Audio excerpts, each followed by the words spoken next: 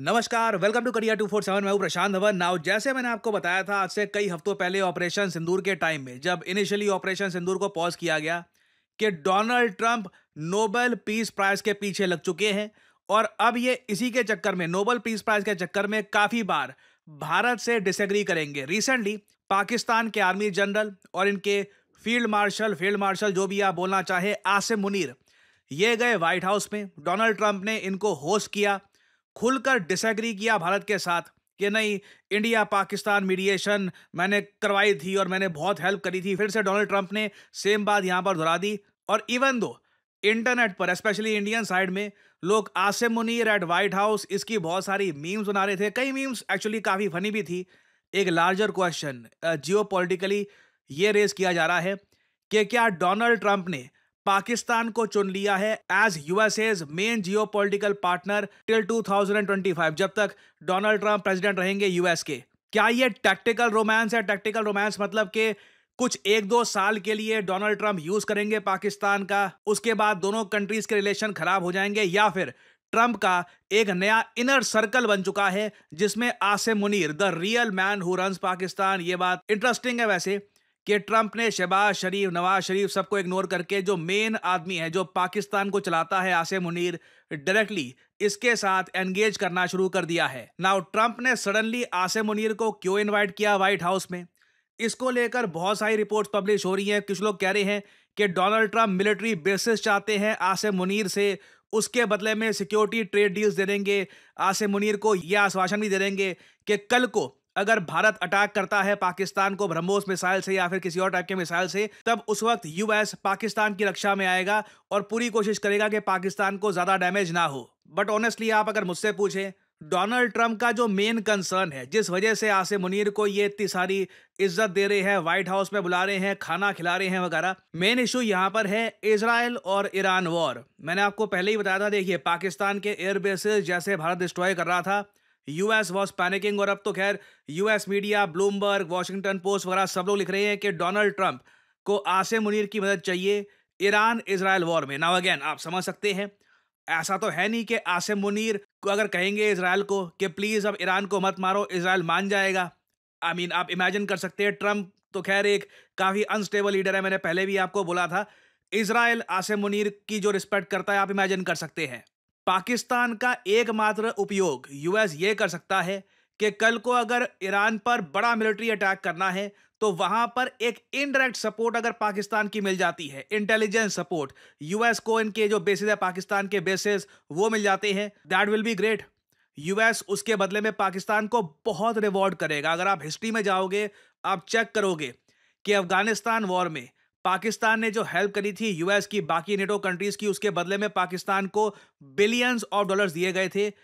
Iran तो खैर अफगानिस्तान से भी बड़ा एक मैं कहूंगा केस है। अगर ईरान के केस में पाकिस्तान हेल्प करता है यूएसए की, USA will reward Pakistan tremendously. हाँ, आगे जाकर क्या होता है उसका मुझे पता नहीं, कोई ईरान बच जाता है तो वो क्या उसका रिस्पॉन्स देंगे वगैरह। बट यहाँ पे आप देख पाओगे, डोनाल्ड ट्रंप से रिपोर्टर पूछेंगे कि आसिम मुनीर आए थे तो जो इजराइल ईरान वॉर है उसके बारे में बात हुई है, तो ये कहा डोनाल्ड ट्रंप ने।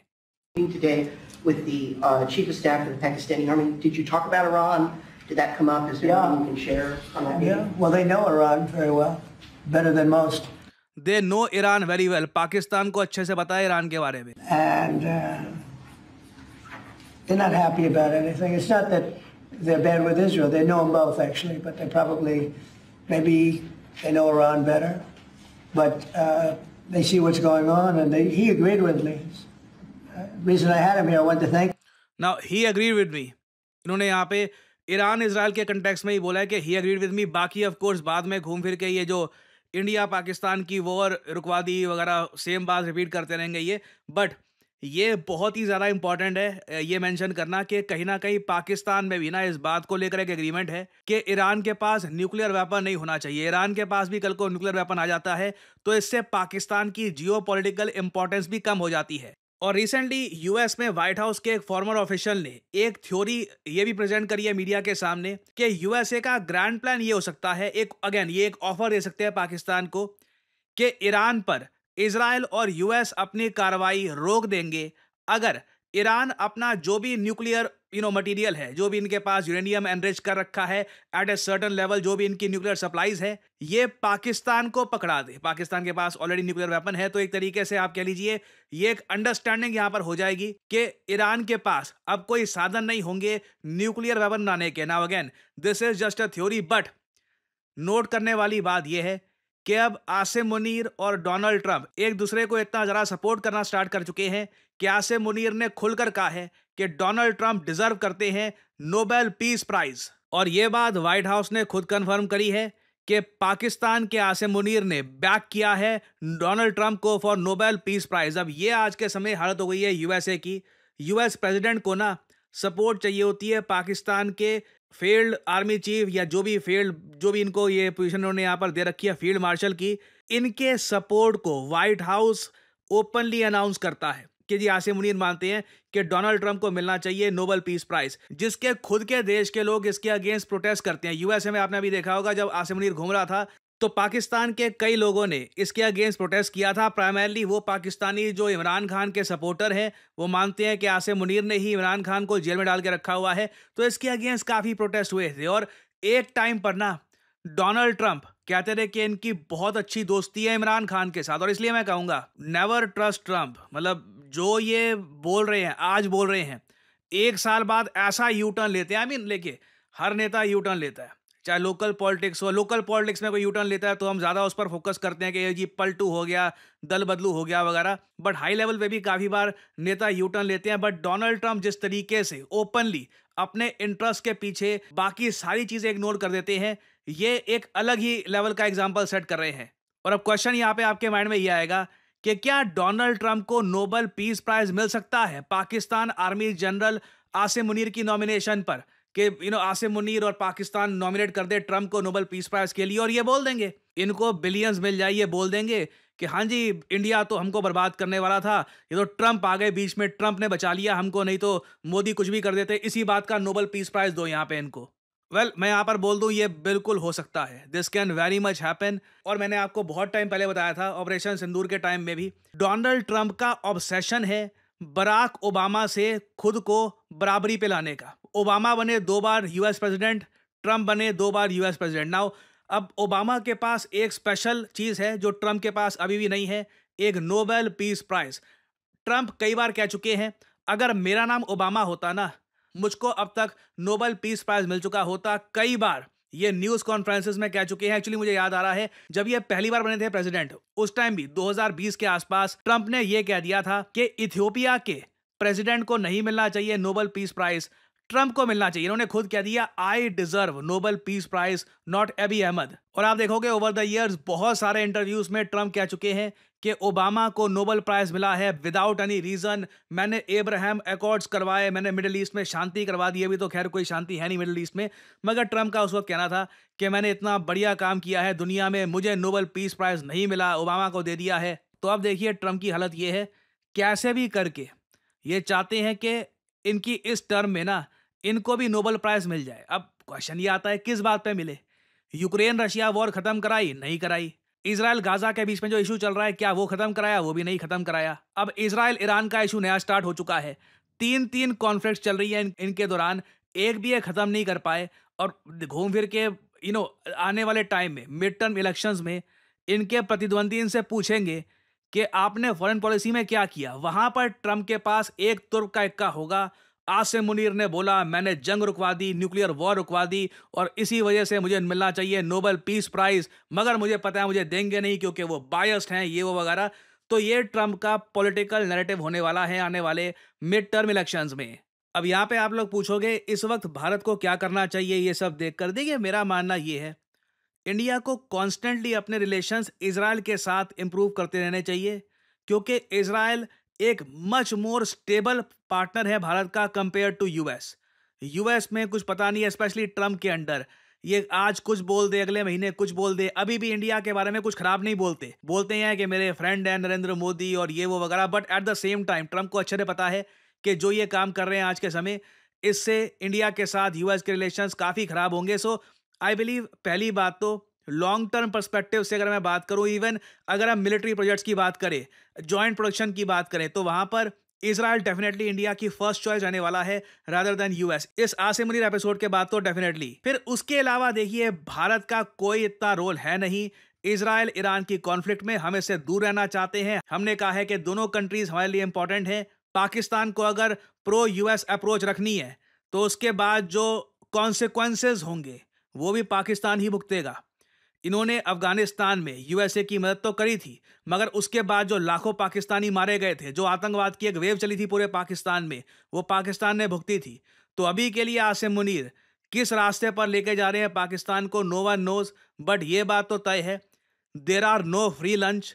ट्रंप ने जो ये लंच कराया है आसिम मुनीर का, इसका बिल बहुत बड़ा आएगा, लेट आएगा, बट वो बिल देखना होगा पाकिस्तान भर पाएगा या नहीं। और फाइनली यहाँ पे आप लोगों से क्वेश्चन पूछूंगा, आपने Stockholm International Peace Research Institute के बारे में सुना होगा। हर साल ये अपनी रिपोर्ट पब्लिश करते हैं, बताते हैं दुनिया में किस कंट्री के पास कितने न्यूक्लियर वेपन्स हैं इनके एस्टिमेट के हिसाब से। फिर से अभी रिसेंटली इनकी रिपोर्ट सामने आई है, इन्होंने ये क्लेम किया है कि भारत के पास पाकिस्तान से ज़्यादा न्यूक्लियर वेपन्स हैं। और यहाँ पे मैं आपसे क्वेश्चन ये पूछ रहा हूँ, इस रिपोर्ट के हिसाब से दुनिया में सबसे ज़्यादा न्यूक्लियर वेपन्स किन दो कंट्रीज के पास हैं? ये है यहाँ पे आपकी options, France USA, Russia USA, China India या इजराइल इंडिया। कमेंट सेक्शन में करिए उत्तर। जो लोग देंगे सही आंसर उनकी कमेंट को मैं दे दूंगा हार्ट, ताकि बाकी लोग समझ पाएं कि सही उत्तर क्या है। देखिए मेरा मानना है, अगर आज के समय आप आर्टिफिशियल इंटेलिजेंस का इस्तेमाल नहीं कर रहे काम में, तो आप किसी और ही युग में जी रहे हैं, क्योंकि एआई की मदद से आप बहुत सारी जॉब्स कर सकते हैं, आप बहुत सारा पैसा कमा सकते हैं, अपने आप को अपस्किल कर सकते हैं। फॉर एग्जाम्पल, अगर मान लीजिए मैं दिखाना चाहता हूँ कि कैप्टन अमेरिका ये मुंबई के किसी बिजी स्ट्रीट में वड़ा पाव खा रहा है और उसके ऊपर एक बहुत ही अट्रैक्टिव टेक्स्ट में लिखा है यमी, तो मैं आसानी से कर सकता हूँ सही प्रॉम्प्ट डालकर। और इधर आप लोग देख सकते हैं, it was just that easy. इसके बहुत सारे वेरिएंट आप बना सकते हैं। अगर मैं चाहूँ कि इस इमेज को मैं मूव करवाना चाहूँ, तो इस तरीके से, जैसे कि अपनी स्क्रीन पे आप देख पा रहे हैं, मैं बहुत सारे जनरेटिव एआई सॉफ्टवेयर की मदद से इस इमेज को मूव करवा सकता हूं, एक स्टोरी क्रिएट कर सकता हूं। I can pretty much do anything. और ये सिर्फ एक छोटा सा, एक बहुत ज़्यादा छोटा सा एस्पेक्ट है जनरेटिव एआई का।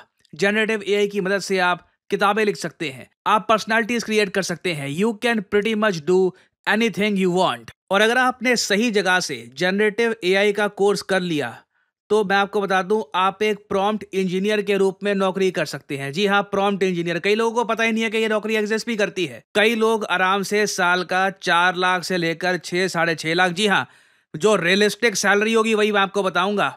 कई लोग होंगे जो आज के समय कहते हैं कि जी हमारा कोर्स कर लो, फिर 25, 30, 50 लाख वगैरह। जो रियलिस्टिक चीज़ होगी वही मैं आपको बताऊंगा। प्रॉम्प्ट इंजीनियर को गूगल कर लीजिएगा, प्रॉम्प्ट इंजीनियर जॉब्स, आराम से 4 लाख से लेकर 6.5 के आसपास सैलरी होती है उसकी। और डिपेंड करता है आपके एक्सपीरियंस पे। And you can start your career. आप खुद का एआई स्टार्टअप कर सकते हैं, आप कंटेंट क्रिएटर बन सकते हैं। आप लोगों ने मुझको देखा है, मैं कंटेंट क्रिएशन में एआई का कितना इस्तेमाल करता हूं, आप सबको पता है। तो अगर आप जनरेटिव एआई को प्रोफेशनल तरीके से सीखना चाहते हैं, लाइव क्लासेस से, कि जहां पे आपके सामने टीचर हो, आप टीचर से सवाल पूछ पाओ कि जी ये प्रॉम्प्ट ऐसे क्यों डाला है, ये प्रॉम्प्ट में ये चीज़ अगर मैं ऐड करूं तो रिजल्ट ऐसे क्यों आता है, ये सब चीज़ें आप समझना चाहते हैं, तो करियर 247 का जनरेटिव एआई कोर्स हमने कर दिया है लॉन्च। आपको सिंपली क्या करना है, वीडियो के कमेंट सेक्शन में जाइए, यहाँ पे आपको लिंक मिल जाएगा, our generative AI for all. Now ध्यान दीजिएगा, इस कोर्स का नाम हमने स्पेसिफिकली रखा है जनरेटिव एआई फॉर ऑल। आप एक बिगिनर हैं, आपकी अभी तक नौकरी लगी नहीं है, आप नौकरी कहीं पर कर रहे हैं, खुद को अपस्किल करना चाहते हैं, कंटेंट क्रिएटर हैं, बेसिकली आप किसी भी स्टडी में आते हैं, तो करियर 247 का जो ये जेन एआई फॉर ऑल है, ये आपको काफ़ी हद तक हेल्प करेगा। और इस पूरे प्रोग्राम के एंड में ना, खुद का एआई स्टार्टअप आप कैसे बना सकते हैं उसका प्रोजेक्ट भी साथ ही साथ किया जाएगा। ये सभी टूल्स को यूज कैसे करना है, ChatGPT, Midjourney, DALL-E, various type के आज के समय जो जनरेटिव एआई के टूल्स हैं, इनको इस्तेमाल कैसे करना है, ये सब आप सीख पाएंगे करियर 247 पे। आपको सिंपली करना क्या है, यहाँ पे अपना नाम डालिए, अपना ईमेल आईडी, अपना नंबर और ऑब्वियसली डिस्काउंट कोड यहाँ पर डालना PD10। And again remember, generative AI का प्राइस अभी 29,000 है, और अगर आप कोड लगाते हैं PD10 तो ये प्राइस 26,000 के आसपास पहुंच जाएगा। सो एक गोल्डन अपॉर्चुनिटी आपके सामने। जनरेटिव एआई के वैसे कोर्सेज दुनिया भर में अवेलेबल हैं, बट ऐसा कोर्स जहाँ पे आपको लाइव क्लासेस मिलती हैं, आपको प्रोजेक्ट्स करवाए जाते हैं, आपको सर्टिफिकेशन मिलता है बाय NASSCOM, ये बहुत ज़्यादा रेयर है. So if you want to enroll, start your journey in generative AI. Thanks for listening, and as I always say, may the gods watch over you.